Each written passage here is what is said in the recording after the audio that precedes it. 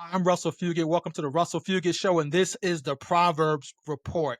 We are digging in here on Proverbs Report, episode 1, and we're going to rip headlines, current events, and filter it through the lens of the Book of Proverbs. Now, occasionally we'll go into other books of the Bible and pull wisdom, but really want to focus on the Book of Proverbs. And sometimes we'll go back in time. We may look at a year ago today or 5 years ago today and pull different stories, but really want to use real life examples from the news to tell the story of the gospel and of the wisdom of God from the book of Proverbs. So, welcome to the Proverbs Report. Today, we're going to start with a recent story. Ashley Buchanan was fired from his role as CEO of Kohl's. And it wasn't just for his performance, but for poorly engaging in an inappropriate relationship with another woman, a subordinate. And apparently, he was directing contracts towards this individual in a way that was certainly unethical, inappropriate to say the least. And apparently, was having a relationship with this individual. So, certainly raises major concerns about workplace ethics, power. Certainly, you get into these situations where someone's a superior. I mean, who was gaming who was exerting influence or power on who. So, of course, you get into various things around power dynamics and really character. And certainly in the book of Proverbs, we're really digging in deep on character, right? In the book of Proverbs, this is full of wisdom. There's 31 of them. Read one a month if you have a chance. So you're going to get in and unpack a little bit about how these choices have a ripple effect.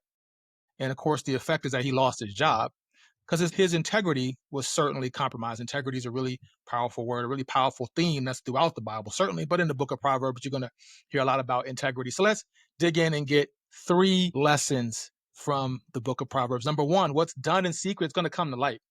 And that's really simple. I think your grandma hopefully told you that. If you had a grandma, some wisdom, she told you that one. Proverbs 10:9 tells us, whoever walks in integrity walks securely, but whoever takes crooked paths will be found out.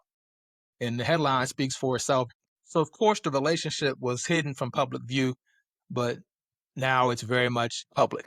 It's very much front and center, right? So, leaders are certainly, can often fall. And it's not always because of public failure, but usually it's what happens in private that comes to light. See, integrity really is about what you're doing when no one's looking. And that's hard for all of us as humans. So, again, certainly here in the Proverbs Report, we never want to pile on anyone's or pass judgment on humanity, anyone's humanity, because every one of us are human. Every one of us are prone to make mistakes, but we do want to learn. And if we can learn from the mistakes of others, we can all grow together. Again, what happens in secret, what happens in private is often going to come to light. So it wasn't a public failure. It wasn't something that someone said on TV or something that happened out, even at a restaurant, right, where someone caught it on their phone. Just something that was very private and seemingly something very intimate, something that was kind of happening where he was directing business towards this woman, and now it's come to light. So certainly lesson number 1, again, out of Proverbs 10:9, whoever walks in integrity walks securely. And I want to walk securely, and it's hard. I want to acknowledge that it's not always easy, but whoever takes crooked paths will be found out. So what happens in the darkness certainly comes to light. So the lesson, the longer we protect secrets, the greater the fallout when they're revealed, right? So we're going to suffer in silence, but eventually we're going to be found out. Eventually what comes to light, the longer it's hidden, the more it kind of builds up. The worse usually it gets. The digger we're probably deep digging the hole when no one's looking. And eventually when the light is shown on it, it's going to be ugly. It's not going to be pretty, right? So lesson 2, guard your heart and guard your boundaries, right? We talk about boundaries in the personal life. Certainly need boundaries in your professional life. To the extent those two ever intersect, you need to have guardrails and boundaries. Proverbs 4:23 tells us, above all else, guard your heart, for everything you do flows from it, right? So we have to really be careful about our emotions and our physical boundaries, right? We want to certainly make sure that we are, if we're in a position of power, we want to make sure that we can maintain trust and, again, integrity, trust with our colleagues, trust with our friends, trust with our significant other, our spouse, our family, right? Because when those trust lines when trust is broken, it's hard to get back. In many cases, you can never quite get it back to where you had it. And then, of course, there's just ethical lines. When those get blurry, we really run the risk of compromising ourselves. And so, again, guard your heart, right? Everything flows from it. So for women in the marketplace, men come at you, vice versa, etc. Whatever is, guard your heart, right? Don't give in to the flirtatiousness. Don't give in to the suggestion of someone asking you for something unethical and asking you to compromise your business, asking you to compromise your position in the marketplace, right? So you want to be very careful about this. Let's look at number 3. A good name can be lost in a moment. right? Proverbs 22:1. A good name is more desirable than great riches. To be esteemed is better than silver or gold. I used to run a company based on reputation management about a decade ago. And it was really fascinating when people call me in crisis or with issues to try to figure out how to handle the reputation. And again, one of the thing is once you lose your reputation in an area, it's very hard to get it back. Your reputation is more valuable than riches. So people will say, whatever, I'd rather be rich and I don't care. But ultimately, your reputation is more valuable. So we don't want to be people pleasers. We don't want to aspire necessarily and try to seek the support of the world in every case. But at the same time, being known as someone of upstanding character, being known as someone who's trustworthy, being known as someone who is of high integrity is going to be of immense value. And you cannot project the value. You can't even predict the value of that, especially as you continue to work and serve in the marketplace. So a good name can be lost in the moment. Again, Proverbs 22:1, a good name is more desirable than great riches. To be esteemed is better than silver or gold. So people, let's be esteemed, right? Let's not be esteemed because we're giving into the world. We want to be in the world, not of the world. We want to be esteemed because of how we live our life, because we let our light shine. And because we let our yes be our yes and our no be our no, we set boundaries, right? We were intentional about how we proceed, right? So, certainly, years of development for Mr. Buchanan, and his influence was wiped out by one compromised decision or perhaps a series of decisions. But once you make that first one again, he was probably digging a hole in the darkness. And now it's all come to light. Reputation is fragile, especially if you're in a high profile role. Mr. Buchanan was leading a company, Kohl's, right? Everybody know, a lot of people know Kohl's. You see the commercials on TV, national retail, a department store, right? So if you're in a high platform, right, you don't want to be underdeveloped and overexposed. So many of us may be praying and seeking God for elevation, for influence, for more awareness. We want to make sure that we are ready to steward that well. So again, here at the Proverbs Report, hopefully you'll get real life lessons from the marketplace to understand and help you how you can help steward that when your time comes, when your elevation comes, when you're in a high profile or higher profile position. Maybe you're not leading a large company like Mr. Buchanan was. Maybe you're leading in your office. Maybe you're leading in your school. Maybe you're leading in your home in a new way, right? In your family because it's been a death or a transition.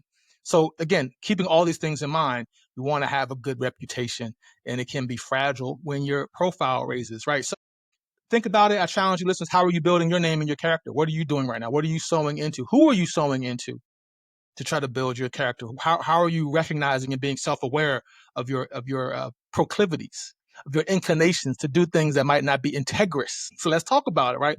What are you doing? We got to think about that. Only you can answer that. So again, this isn't just a corporate scandal. This is a very human story. It has lessons for all of us. And I've touched on some of those in our time today. So again, where do you need to tighten your boundaries? Right? Where do you need to get alignment? Again, guard your heart. Guard your heart. Where you need to set your boundaries in terms of your values, in terms of how you're going to conduct yourself in the marketplace, how you can conduct yourself in the home, anywhere in between the community. What are your boundaries? What are your guardrails? What do you automatically know you're going to say no and flee the other direction from? Now, what are you going to say yes to? So you really have to have clarity in that. And that takes time. You may not know, you can't imagine or predict every circumstance. But if you're rooted in the wisdom of God, it's going to become obvious. It'll become apparent. And certainly through the power of the Holy Spirit, you're going to be able to know how to respond. And you're going to know when it's your flesh, your human desire, you're going to be able to speak to that and counteract that because you're really going to know better. You're going to have the knowledge of God. You're going to have the mind of Christ to be able to do better in that situation. So, and then how are you inviting an accountability? Right? Did Mr. Buchanan have anyone to say, hey, I have this woman, she wants this contract. I'm kind of attracted to her, like real talk. How are we going to handle this? What do you think? Can I be above board in giving her this business? It might be good. It might have been good for the company. I didn't do a deep dive to find out the nature of the contract. It might have made sense for the company. It might have been actually good faith in the business. But what was there? Was there accountability? Was there someone else who could have had the final decision or someone else who could have been a part of that decision that could have at least given him cover to say, now, what he was doing in his personal life is a different conversation, but at least from his business standpoint, from him losing his role as leader of Kohl's, what could he have done to have accountability? So you don't want to let the short-term desires destroy your long-term faithfulness, right? And that could have been faithfulness to his spouse. Certainly in this context, faithfulness to his business that he was leading, right? And the investors, shareholders, partners, colleagues, staff, etc. Right? He let the short-term feelings compromise him. So in closing, certainly want to encourage you that God sees the heart and honors integrity. So if you've messed up, there's grace. Don't wait for exposure to make a change, right? Because by that point, it's probably too late. So let's walk wisely, let's live righteously, and let's lead by faith, right? Get accountability, get in your prayer closet, seek to understand your own heart, even where it's dark. where there's some ugly things, some things you really might have compromised on in the past when you weren't really high profile. You didn't have the platform you may have now, the platform you may have in the future. How can you work on those things? So simply sit with God, sit with your trusted accountability partners, your prayer partners, be a little vulnerable, and let's figure out how we can walk wisely, love righteously, lead by faith, set boundaries, and protect our hearts, as we talked about today. So follow us on YouTube at Russell Fugett. This is the Russell Fugett Show. This is the Proverbs Report, episode 1. Subscribe on YouTube, subscribe on Spotify, Apple, wherever you listen or watch. I'm really grateful for you locking in this space. Look, we're going to pop up and do this at least a few times a week is what I'm shooting for. And I'm have my studios here set up. If something happens in real time and I got some juice, some proverbs to filter through, I'm definitely going to hit it up. We're going to do business. We're going to cover entertainment. We're going to cover sports, maybe even dive into a little bit of politics. There's a lot going on in our world today.